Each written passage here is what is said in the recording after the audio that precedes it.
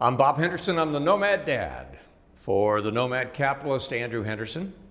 And in the last chat that we had, I talked a little bit about some of the Eastern European countries that Andrew's mother and I have traveled to. And the reason I wanted to go to some of the Eastern European countries started in 2015 is because that was 25 years in from the fall of the communist regimes throughout the Soviet Union and the Warsaw Pact countries in Eastern Europe. So we talked about Poland and Hungary, and we talked about Serbia, which was part of the old Yugoslavia, and Montenegro as well. And we talked a little bit about Bulgaria. I have not been to Romania, but we talked about Bulgaria, and we talked about the Czech Republic, formerly Czechoslovakia. I talked about the Republic of Georgia. And you know, there's one thing I forgot to mention on the Republic of Georgia. I was there and I was getting tired of the espresso coffee. You find that so much throughout Europe. And in a lot of these countries, they, for better or worse, they won't allow, say, a Starbucks in because they want their own companies to thrive. And I don't know that there are any Starbucks in Tbilisi, Georgia. But one day I said to the hotel, I said, I'm a little tired of the espresso. Do you have some American coffee somewhere? They said, walk up the hill to Freedom Square. There is an American coffee shop there. They couldn't remember the name of it. I got there, it's Dunkin' Donuts. And I walk in there, and I'll never forget this. First of all, the coffee costs about a quarter of what it would cost in the United States for the same thing, and the donuts too.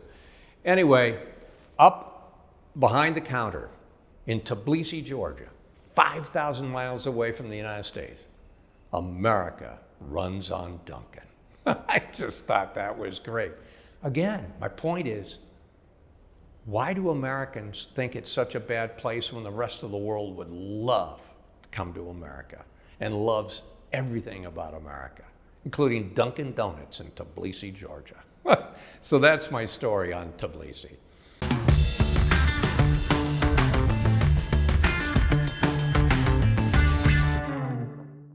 Been there a couple of times, lovely people.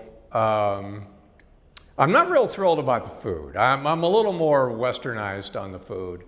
They have great wine. They claim that they're the original place for wine going back. I mean, again, it's an ancient city. Close families, and people like to party. I love the funicular there. You take the like a cogwheel train up to the top. You got beautiful views of the city.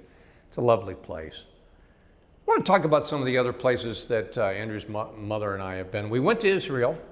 There's, of course, vast historical significance there.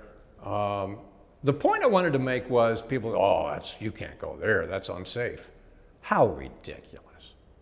So I pointed out in a previous video, I mean, they do have signs, you know, don't go here. All right, then don't go there. I mean, it'd just be stupid to go there, so don't.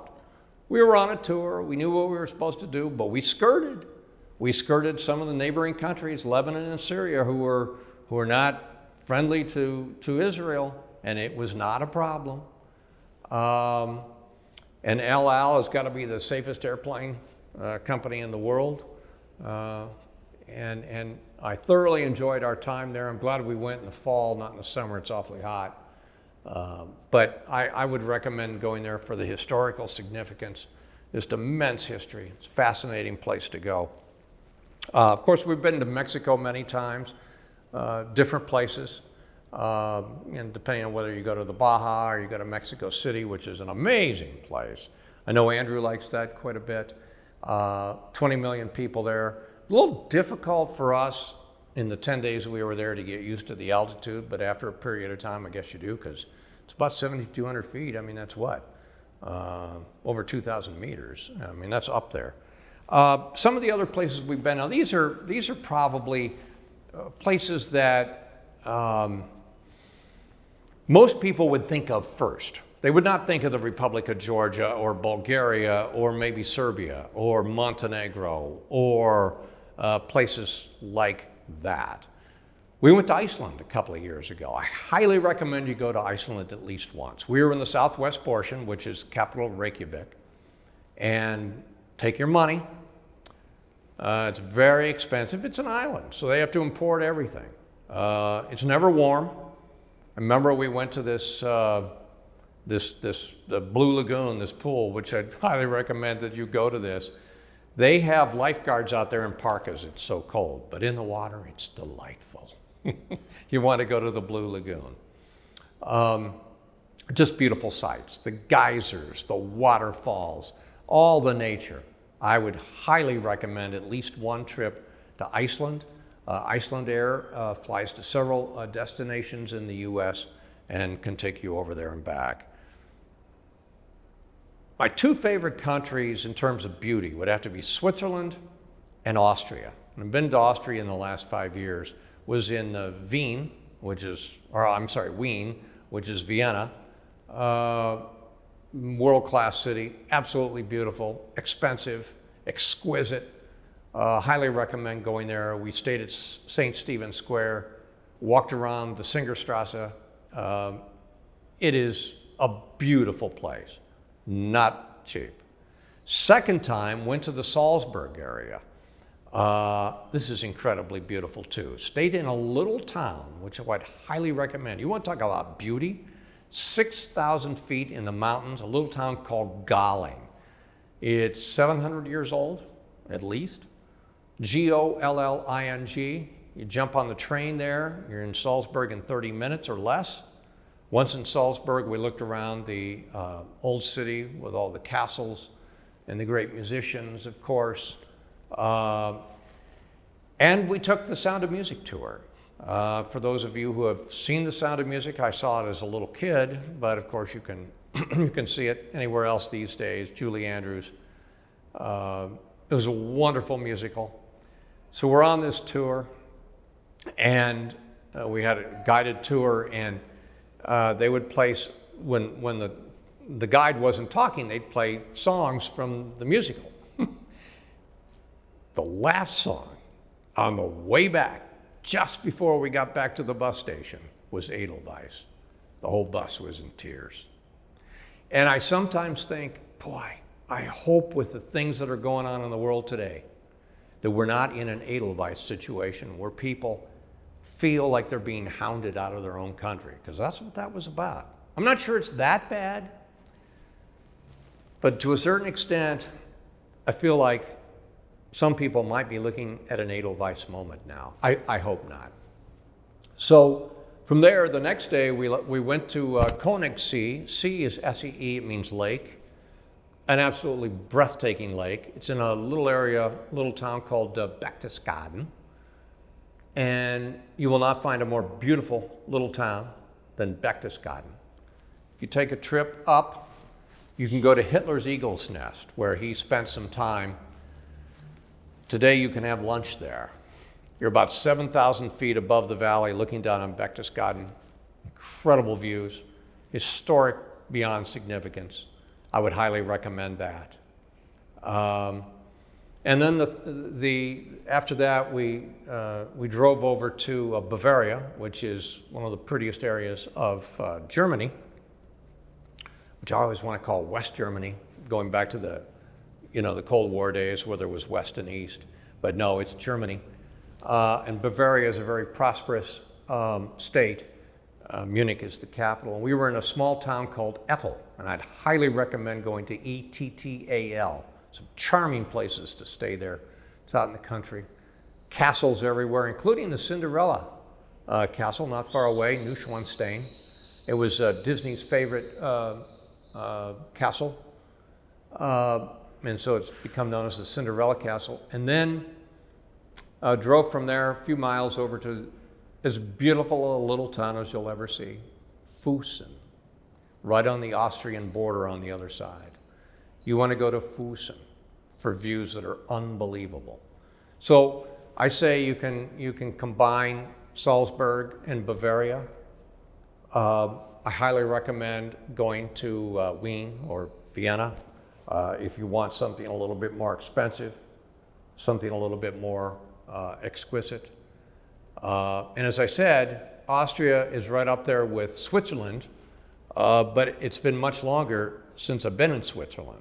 I loved the Geneva area, Montreux, where the lake is. In fact, that's the place where the song Smoke on the Water by Deep Purple, that was what that was all about, at the Montreux Castle near Geneva. And a little town there called Vevey, which is the headquarters of Nestle Chocolate. Who doesn't like chocolate?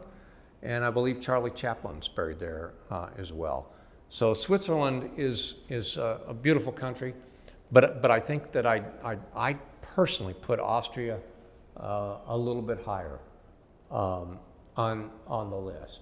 So I hope you've probably been to some of these places, or maybe even bigger cities, Berlin or Paris, or some of these places. I think to a certain extent, like Andrew, I like going to some a little bit more out of the way, sometimes smaller villages. I think you get a maybe a better idea of what the people are really like, what makes them tick. And I love talking to the natives. And most of them speak at least some English, and I learn so much, and it's wonderful. And again, they love talking to Americans, and I appreciate that. So a little bit about some of our travels, maybe to give you some ideas on what you might want to look at as you go forward. Here we are in this 2020s. At the height of the fourth turning, everything in the United States and in the Western world appears to be up for grabs now. Which way it's going to go, I don't know. I think options are important. Maybe this will give you some idea.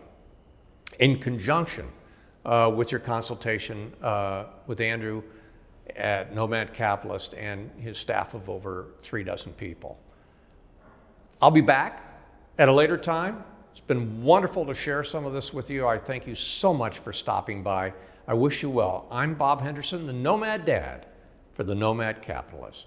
So people ask, Andrew, how do I get the most out of Nomad Capitalist? How do I begin my Nomad Capitalist journey? The first thing people do is they start right where you're at. They watch YouTube, they listen to podcasts, they read articles at nomadcapitalist.com. We've spent years creating thousands of pieces of free content so that you can get the vibe from someone who's actually done this, from someone who's actually been in your shoes. What they'll do next, they'll get a copy of the book. You can find it on Amazon. It costs a few bucks, and while it's not going to give you all the secrets, it's going to, again, give you more of the vibe. You're going to learn a lot of the things that I've learned. You're going to learn some strategies you can employ, and you're going to get a lot further in your journey. From there, if you are the 7 or 8 figure entrepreneur investor, you can go to nomadcapitalist.com. You can click Become a Client. We're pretty busy these days, but we have availability to help a limited number of people who want to create a holistic plan, something that I think is so important. So if you want to do that, go to nomadcapitalist.com, click Become a Client, learn more about how it works and how we can help you.